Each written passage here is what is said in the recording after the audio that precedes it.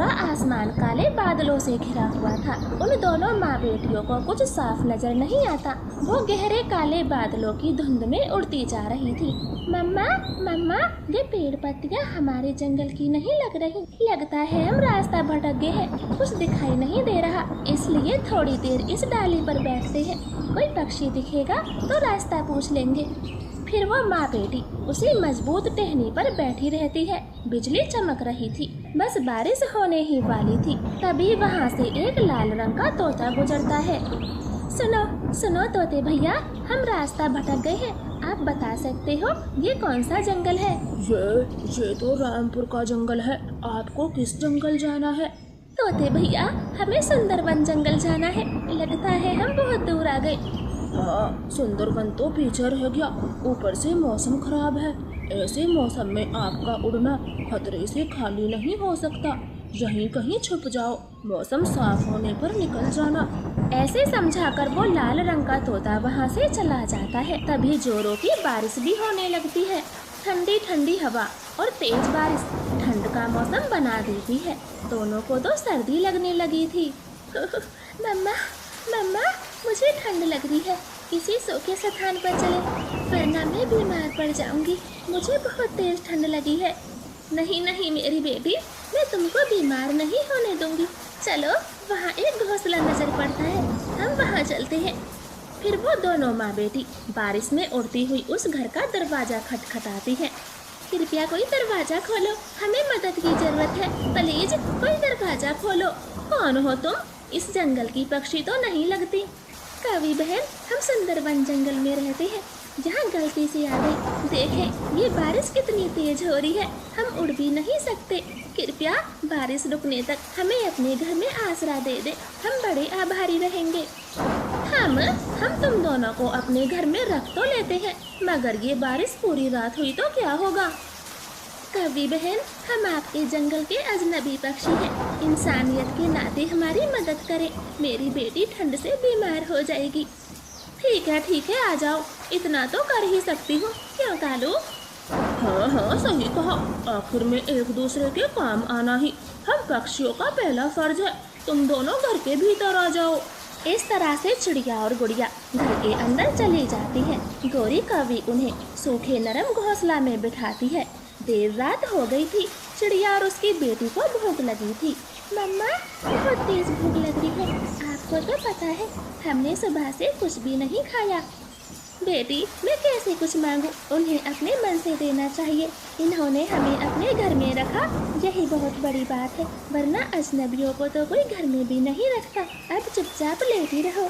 मम्मा ने इतना बोला ही था, तभी कालू कौवा आता है और एक बड़ा सा कटहल चिड़िया को देते हुए कहता है, लो, आपको भूख लगी होगी, खाना खा लो। कौवे अंकल, खाना कहाँ है? ये तो कच्ची सब्जी है। यही तो है खाना, कटहल। इसे हम खाते हैं, सर्दी हो या गर्मी, कटहल ही हमारा भोजन है। अब खाना है तो खा लो। कौवा कटहल उनके पास रखकर चला जाता है। माँ बेटी तो उस कटहल को बड़ी हैरत से देख रही थी। ये क्या है मम्मा, मुझसे तो नहीं खाया जाएगा।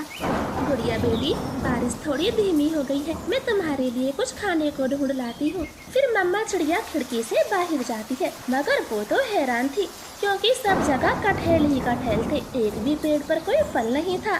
बाप रे बाप, यहाँ तो सारे पेड़ कटहलों से लदे हुए हैं, अमरूद, आम, केला, किसी का नाम निशान भी नहीं। अब मैं अपनी बेटी को क्या खिलाऊंगी? ऐसे आसपास देखकर मम्मा चिड़िया वापस घर आती है। उस रात वो बिना खाए सो जाती। सुबह हो जाती है, कौवे उनके कमरे का गेट खुलवाते हैं। तब चिड़िया उठकर दरवाजा खोलती है। चिड़िया, रात को तुम बाहर क्यों गई थी? हमारे दोस्त ने बताया, बताओ क्यों बाहर गई थी? कोई चोर तो नहीं हो तुम? नहीं नहीं कवि बहन, मैं चोर नहीं हूँ, मैं तो अपनी बेटी के लिए कोई खाना लेने गई थी, मगर आपके जंगल में तो कटहल के पेड़ों के सिवाय कुछ भी नहीं है। हाँ पत्नी जी, वो देखे हमारा दिया हुआ कटहल, इन्होंने थोड़ा भी नहीं खाया। माफ करना चिड़िया, मैंने तुम पर शक किया, तुम तो रात को भूखी ही सो गई हो।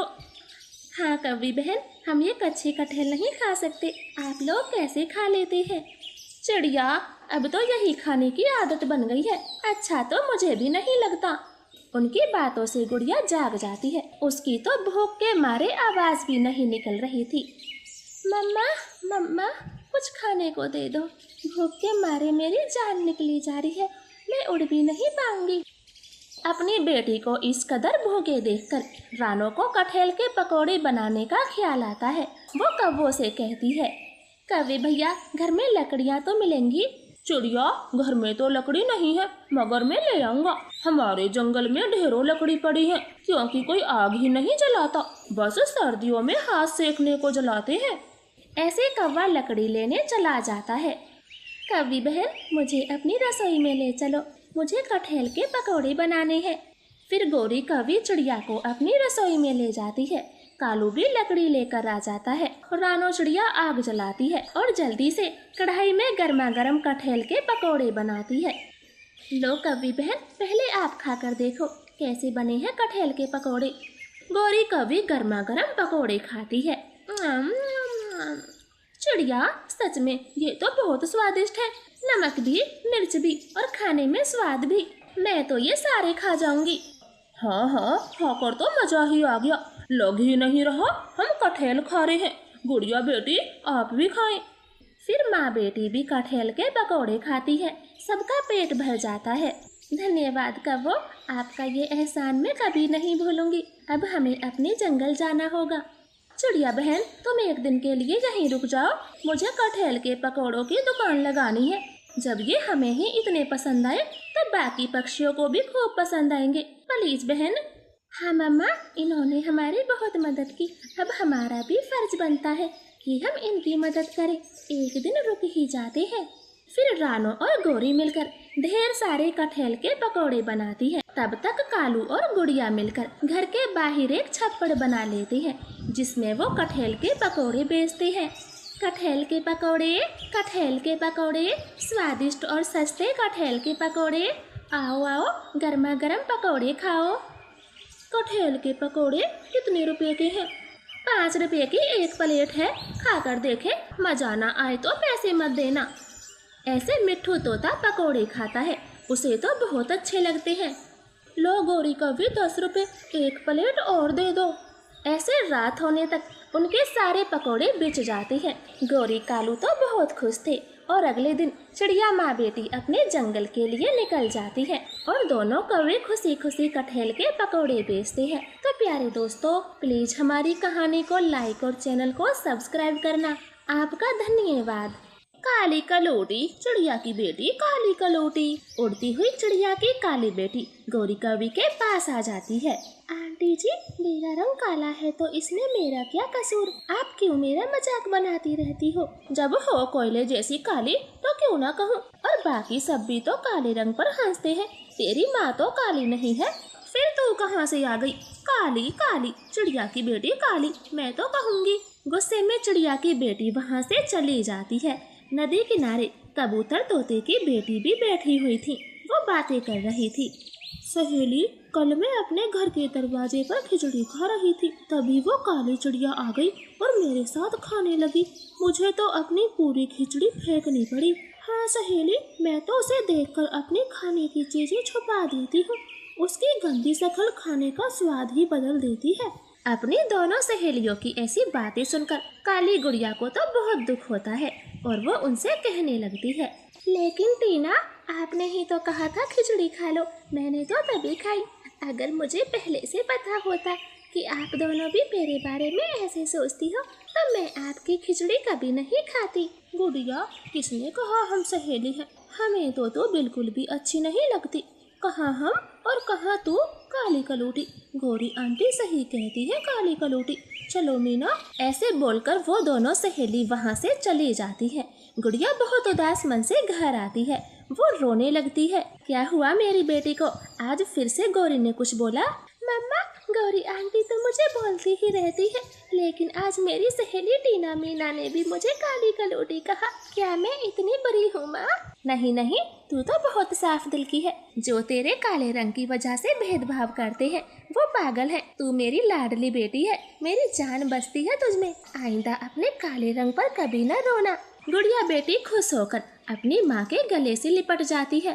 फिर कुछ समय बाद जंगल में एक फोटोग्राफर पक्षी आता है। वो सबके सुंदर सुंदर फोटो निकाल रहा था। फोटोग्राफर जी, मेरी एक सुंदर सी फोटो लेना, वो भी इस फूल के साथ। मैं अपने बेडरूम में लगाऊंगी। गौरी कवि पोज देती है और अपना फोटो खिंचवाती। तोते की बेटी भी शौक से फोटो करा रही थी। तभी वहाँ चिड़िया माँ बेटी भी अपनी फोटो कराने आ जाती हैं। दोस्तों, सब एक जगह मिलकर फोटो कराते हैं। सब पक्षी एक साथ खड़े हो जाओ, हम सब बहुत सुंदर लगेंगे। हाँ कबूतर भाई, आपने सही कहा। फिर वो सब पक्षी एक कतार में खड़े हो जाते हैं। तभी फोटोग्राफर कहता है, अरे रुको, अभी फोटो अच्छा नहीं आ रहा, कहीं कुछ तो गड़बड़ है। मैं जानती हूँ, हम सबका फोटो अच्छा क्यों नहीं आ रहा। ये काली कलोटी खड़ी है ना, पहले इसे दूर करो, तभी फोटो अच्छा आएगा। हाँ, गौरी आंटी ने ठीक कहा, ये अच्छी भी नहीं लग रही, इसको सबसे दूर करो। चलो गुड़िया बेटी, हमें नहीं करानी फोटो, हम घर चलते हैं। हाँ जाओ, इस काली बेटी की वजह से बेचारी रानो भी एंजॉय नहीं कर पा रही। मनूस कहीं की, ऐसी काली बेटी भगवान किसी को ना दे। माँ बेटी चुपचाप वहाँ से चली जाती है, मगर गुड़िया के मन में तो गौरी की वही बातें घूम रही थी। मनहूस कहीं की, ऐसी बेटी किसी को ना मिले, बेचारी रानो चिड़िया भी एंजॉय नहीं कर पाती। हाँ, यही कहा था गौरी आंटी ने, और सही भी तो कहा था। मम्मा मेरी वजह से दुखी रहती है, जहाँ भी जाती है यही लड़ाई झगड़ा। मैं मनहूस हूँ, मुझे कोई पसंद नहीं करता, और ये सब मेरे काले रंग की वजह से है। मम्मा, मैं अब आपको और बेइज्जत नहीं होने दूंगी, मैं चली जाऊंगी। देर रात हो जाती है। गुड़िया रोती रोती एक चिट्ठी लिखती है और अपनी मम्मा के घोंसले में रखे घर से निकल जाती है। सुबह होते ही मम्मा चिड़िया वो चिट्ठी पढ़ती है और फूट फूट कर रोती है। मम्मा, मैं हमेशा हमेशा ये जंगल छोड़कर जा रही हूँ। मेरी वजह से आपको हर समय जिल्लत सहनी पड़ती है, लेकिन अब से ये कभी नहीं होगा। मैं जा रही हूँ, आप अपना ध्यान रखना, मेरी प्यारी मम्मा। हाय मेरी बेटी, जालिमों ने मेरी नन्ही सी जान को मुझसे जुदा कर दिया। अब मैं कहाँ ढूंढूं, अपनी बेटी को कहाँ ढूंढूं। फिर मम्मा चिड़िया अपनी बेटी को ढूंढने निकल जाती है। क्या बात है चिड़िया, क्यों रो रही हो? कहीं काली मनहूस मर गई? गौरी कवि, अब तो तुम खुश होगी ना? गौरी कवि, अब तो तुम खुश होंगी ना? मेरी बेटी चली गई, मुझसे दूर चली गई, पता नहीं कहाँ होगी, जिंदा होगी या किसी चील ने खा लिया होगा। अब तो तुम्हारे कलेजे को ठंडक पड़ गई। चिड़िया, रोती क्यों हो? अच्छा ही तो हुआ वो काली कलोटी जंगल से भाग गई। मैं तो ये खबर सबको सुनाकर आती हूँ, पागल कहीं की, बेवजह रो रही है। गौरी कवि वहाँ से उड़ती हुई चली जाती है। शाम होने तक मम्मा चिड़िया अपनी बेटी को ही ढूंढती और हार थक कर निराश मन से अपने घर आ जाती है। वो अकेली रोती हुई अपनी बेटी को याद कर रही थी। मेरी बेटी, तुम कहीं भी हो, घर वापस आ जाओ, मेरा तुम्हारे बिन मन नहीं लग रहा, प्लीज बेटी वापस आ जाओ। दूसरी तरफ कुएं के पास गुड़िया अकेली बैठी थी। उसे तो डर लग रहा था।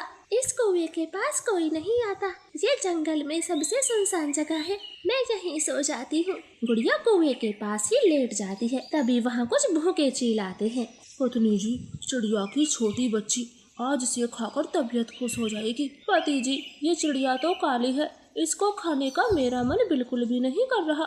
चले हम कोई दूसरा शिकार ढूंढते हैं, मैं नहीं खाऊंगी काली चिड़िया को। वो दोनों वहाँ से चले जाते हैं। उनकी ये बातें सुनकर गुड़िया तो अंदर से भी टूट जाती है। ये क्या, चीलों ने भी मुझे नहीं मारा, ये मेरे काले रंग से नफरत करते हैं, ये भी मेरे काले रंग से नफरत करते हैं। अब मुझे जीने का कोई हक नहीं, मैं मर जाऊंगी, इस कुएं में कूदकर मर जाऊंगी। गुड़िया ऐसे सोचती हुई कुएं में कूद जाती है, मगर उस कुएं में एक जादुई परी रहती थी। वो गुड़िया को बचा लेती है और बाहर निकाल कर लाती। बच्ची, तुम इतनी छोटी हो और ऐसी बेवकूफ़ी क्यों की? मरना क्यों चाहती हो? क्या तुम्हें नहीं पता ये जीवन कितना अनमोल है?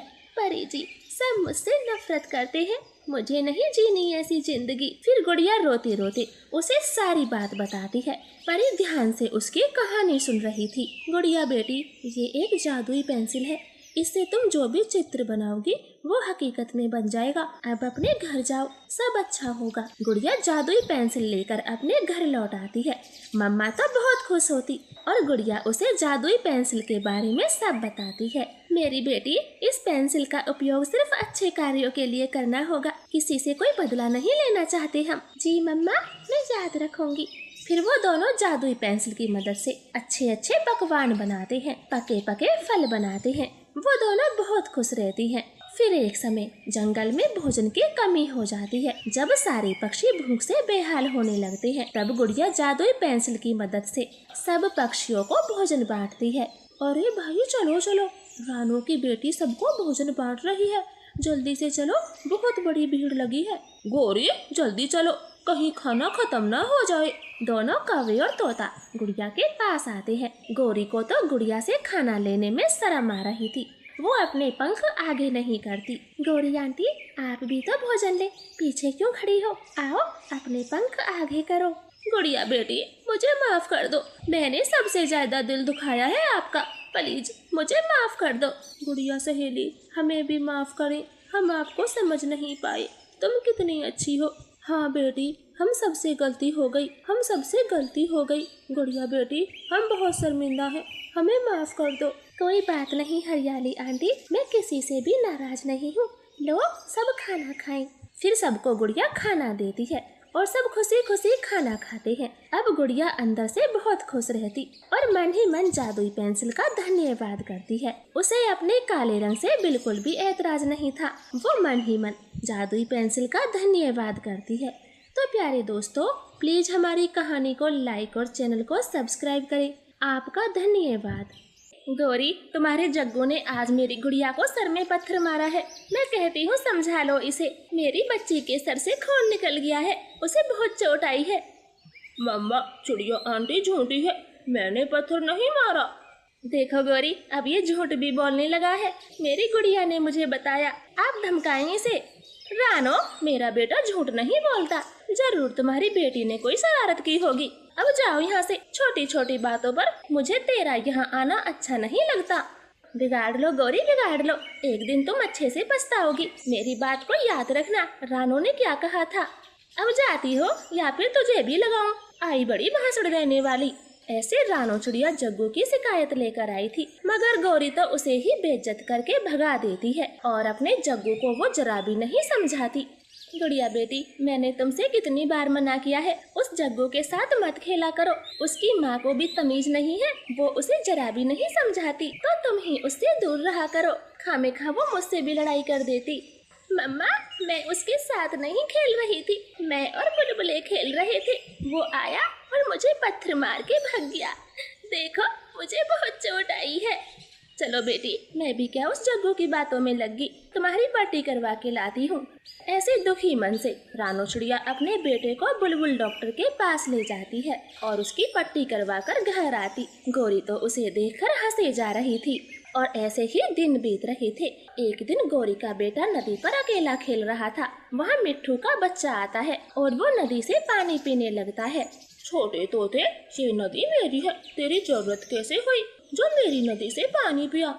लेकिन जग्गू, मम्मा तो कहती है नदी सबकी है, फिर तुम्हारी कहाँ से हुई? तुम्हारी मम्मा बेकार है, मेरी मम्मा ने बताया ये नदी मेरी है। नहीं नहीं, नदी सबकी होती है, मैं यहीं से पानी पीऊंगा। अच्छा, तो तू नहीं मानेगा। ऐसे जग्गू मिट्ठू तोते के बच्चे पर टूट पड़ता है और उसको चोंच मार मार कर जख्मी कर देता। वो रोता हुआ अपनी मम्मा के पास जाता है। मम्मा, मम्मा, मुझे उस जग्गू ने मारा, नदी से पानी नहीं पीने दिया, मुझे बहुत दर्द हो रहा है, उसने चोंचे गढ़ा दी मेरे सर में। मिट्ठू जी, आप हीरू को डॉक्टर के पास लेकर जाएं, मैं उन कौवों के घर जाती हूँ। बताओ, ऐसे भी क्या झगड़ा करना होता है? मिट्ठू तुरंत ही अपने बेटे को लेकर डॉक्टर के पास जाता है। हरियाली गौरी कौवी के पास जाती, उसे तो बहुत गुस्सा था। गौरी, ओ गौरी, जल्दी से बाहर निकल। हाँ, क्या बात है, क्यों गला फाड़ रही है? मैं बहरी नहीं हूँ, तुम्हारे बेटे ने हमारा जीना मुश्किल कर रखा है। मेरे बेटे को चोंचे मार मार कर जख्मी कर दिया। मैं बता रही हूँ, या तो उसे समझा ले, वरना लड़ाई करनी हमें भी आती है। हरियाली, जरा फिर से बोलना, मुझे कुछ समझ नहीं आया। गौरी, मैं बता रही हूँ, अगर तुमने अपने बेटे को नहीं समझाया तो मैं भी उसकी चोंच तोड़ दूंगी। हरियाली ने इतना कहा ही था कि गौरी उस पर हमला कर देती है। उनमें काफी देर तक लड़ाई होती है। रानो चिड़िया वहाँ से गुजर रही थी। वो झट से उनके पास आ जाती और गौरी हरियाली को रोक देती है। हरियाली को तो काफी चोटें आई थी। चिड़िया, ले जा इसे, वरना आज इसका मुंह लाल कर दूंगी। खामेखा मुझसे उलझ रही है, छोटी कमजोर तोती। गौरी, ये तुम्हारा बहुत हो गया है। अब तक तो तुम्हारा बेटा ही हाथ उठाता था और अब तुमने भी शुरू कर दिया। चिड़िया, लगता है तुम्हारी हड्डी भी मसाला मांग रही है। ज्यादा भाषण दिए तो तेरा मुंह तोड़ दूंगी। हरियाली बहन, चले यहाँ से। क्या फायदा हुआ तुम्हें गौरी से उलझने का? ये तो है ही बदतमीज। रुक तो चिड़िया, तूने मुझे बदतमीज कहा? हाँ, तुम हो बदतमीज। ना तो अपने बेटे को अकल सिखाती हो, ऊपर से खुद भी लड़ाइयाँ करती हो। गौरी रानो चिड़िया पर हाथ नहीं उठाती क्योंकि उसे पता था अब हरियाली और रानो उसको मार लगा देती। वो चुपचाप अपने घर में चली जाती है और वो भी अपने घरों को लौट जाती है। कालू, आप घर कब आ रहे हो? क्या हुआ गौरी, क्या जरूरत आन पड़ी? किसी ने कुछ कहा तुम्हें? हाँ, उस चिड़िया ने मुझे बदतमीज कहा और हरियाली से मेरी पिटाई भी करवा के गई है। तुम कब आओगे? बस निकल रहा हूँ। उस छोटी चिड़िया को तो मैं सबक सिखाऊंगा। भला उसकी क्या मजाल जो मेरी पत्नी को रुलाए। ऐसे कालू कौवा गुस्से में अपने जंगल आता है और तुरंत ही रानो चिड़िया के घर चला जाता। कालू भैया, आप पहले पूरी बात जान ले। उन्होंने हरियाली को कितना मारा, उसका पंख भी टूट गया है। आप जाकर देखें। तब मैंने उन्हें बदतमीज कहा। मेरी कोई गलती नहीं है। तुम्हारा तो पंख नहीं टूटा था जो तुम्हें इतना दर्द हुआ, लेकिन मैं तुम्हें भी सबक दूंगा। ऐसे कालू कौवा रानो चिड़िया के पंख को तोड़ देता है। वो तो दर्द के मारे चीखती रह जाती है और कालू कौवा हंसता हुआ वहाँ से चला जाता। तोड़ाए, चिड़िया का पंख तोड़ाए। हाँ, पंख तोड़ दिया है उसका। अब कम से कम 10-15 दिनों में जाकर सीधा होगा। मेरा सुंदर कालू, तुम चले गए थे तो ये जंगल के पक्षी हम माँ बेटों पर जुल्म करने लगे थे। आए दिन कोई ना कोई सुनाने आता था, लेकिन अब ऐसा नहीं होगा। मैं आ गया हूँ। ऐसे वो कालू गौरी तो बहुत जालिम पक्षी थे। वो किसी पर भी दया नहीं करते और समय ऐसे ही बीत रहा था। सब पक्षी कौवों से दूर ही रहते और एक दिन जंगल में चील का परिवार आता है। उसके छोटे छोटे 2 बच्चे थे। अब इन कौवों को सबक सिखाने का समय आ गया। देखो रानो, मैं चीलों के पास जाता हूँ। जो भी करना संभल के करना, भलाई तो उन कौवों से दूर ही रहने में है। देखना मैं किस तरह की आग लगा के आता हूँ। इन जालिमों का जुल्म बढ़ता जा रहा है। मैं अभी बता कर आता हूँ। ऐसे मिट्ठू तोता चील परिवार के पास जाता है। चील भाई, हमारे जंगल में वो कौवे का परिवार बहुत खतरनाक है। उनसे हमेशा दूर ही रहना। और हाँ, अपने बच्चे को बड़ी नदी से पानी पिलाना। छोटी नदी पर कौवों का कब्जा है। क्या कहा तोते, इन कौवों की इतनी जरूरत, हम तो इसी नदी से पानी पिलाएंगे। और देखें तो ये कैसे हमसे झगड़ा करते हैं। चील भैया, कौवे बड़े ताकतवर हैं, वो किसी से नहीं डरते। तोते भैया, अगर हमसे इन्होंने कुछ कहा तो हम इन्हें छोड़ेंगे नहीं। आप जाओ। ऐसे मिट्ठू तोता चला जाता है। एक दिन चील के बच्चे नदी पर पानी पी रहे थे। जग्गू कौवा उनके पास आता है और छोटे चील के बच्चों की खूब पिटाई करता है। मम्मा पापा से कहेंगे, वो तुम्हें जिंदा नहीं छोड़ेंगे। जाओ जाओ, मेरे मम्मा पापा से ताकतवर किसी के मम्मा पापा नहीं। अब जाते हो या फिर सारे बाल उड़ा दूं। जग्गू ने चील के बच्चों को जख्मी कर दिया था। वो रोते हुए अपनी मम्मा के पास जाते हैं। पति जी, उस तोते ने ठीक ही कहा था, कौवे बड़े जालिम हैं। लाठी ले और चलें उनके घर। ऐसे चील पति पत्नी लाठी लिए कौवों के घर जाते हैं और दरवाजा खुलवाते। चील जी, क्या हुआ?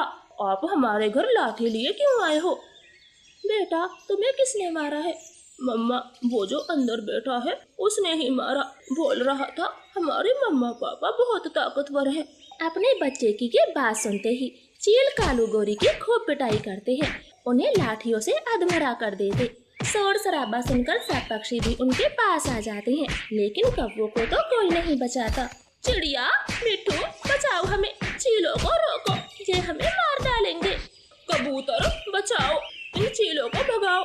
कौवे, तुम्हें कितना समझाया, अपनी पत्नी और बच्चे को समझाओ, लेकिन नहीं, तुम तो उनका ही साथ देते रहे।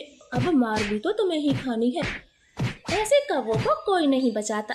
चील अपना गुस्सा निकाल कर वहाँ से चले जाते हैं। कौवे की तो चोंच टूट गई थी और गौरी कौवी का पंख टूट गया था। गौरी, बड़ा शौक था ना कमजोर पंख तोड़ने का, अब देखो खुद का पंख कैसे अलग पड़ा है। हाँ हरियाली, पता तो तभी चलता है जब शेर को सवा शेर मिलता है। गौरी, तुमने उस चील को क्यों नहीं मारा? हम पर तो बड़े हाथ उठाती थी। गौरी को अपनी गलती का एहसास हो जाता है और अपने किए पर पछताती रह जाती। तो प्यारे दोस्तों, इस कहानी से हमें सीख मिलती है, बच्चों की गलतियों को बढ़ावा नहीं देना चाहिए बल्कि उन्हें प्यार से समझाना चाहिए। प्लीज हमारी कहानी को लाइक और चैनल को सब्सक्राइब करें। आपका धन्यवाद।